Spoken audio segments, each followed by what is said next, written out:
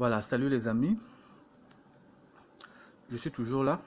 Là, c'est la vidéo qui vient après celle que j'ai faite sur le lien, la rupture entre Léon Mba et puis Omar Bongo.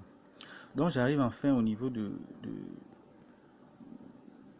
euh, de l'élection du 30 août 2009, gagnée par Ali Bongo Ondimba. Donc je fais le constat et je continue toujours à faire les mêmes choses que les vidéos précédentes. Que je ne fais qu'additionner les nombres que l'on me présente au niveau des dates ici. Je trouve un nombre global et puisque c'est comme je vous le dis, je le dis précédemment, c'est-à-dire que à partir du moment où vous arrivez à un nombre qui excède le nombre 20, il faut l'additionner et trouver la signification ou le sens du nombre ou du chiffre trouvé. Donc je me rends compte que le 30 août 2009, Ali Bongo il est élu et dans mes calculs, en fin de compte, je retrouve le même nombre 13 qui est ici. Alors là, je vous avais déjà expliqué ce qu'on entendait par le nombre 13, ce qui symbolisait en numérologie et dans le domaine ésotérique. Voilà. Donc c'est un peu la mort de quelque chose qui annonce la naissance d'une nouvelle chose. Un peu.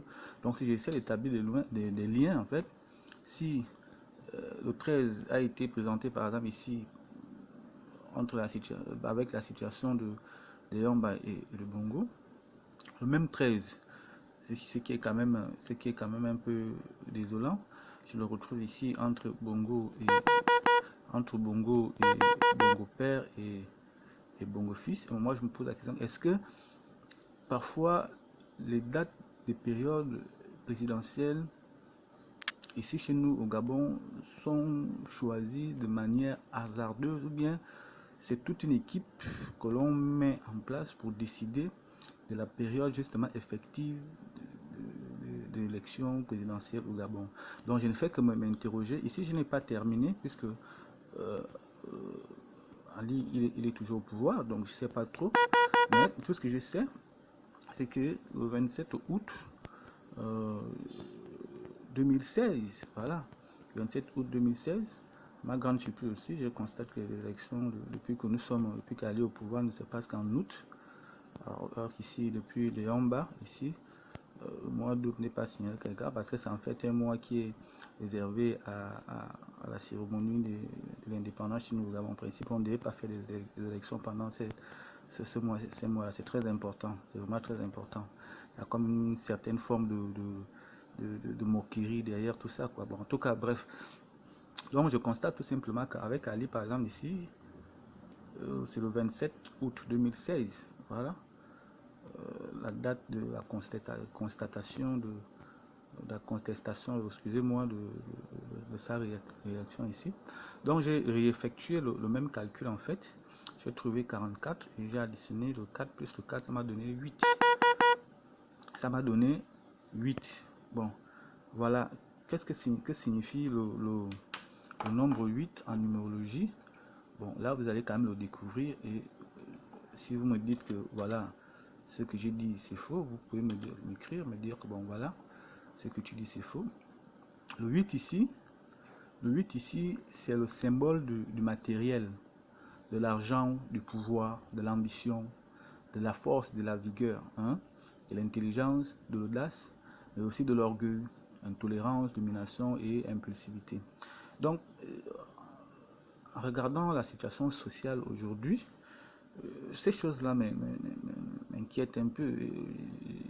Je vais même souvent jusqu'à me dire que ça peut être vrai, hein, parce que franchement, quand je regarde comment se passent les choses aujourd'hui, on vit mal dans une situation où c'est le chaos, c'est la force, voilà.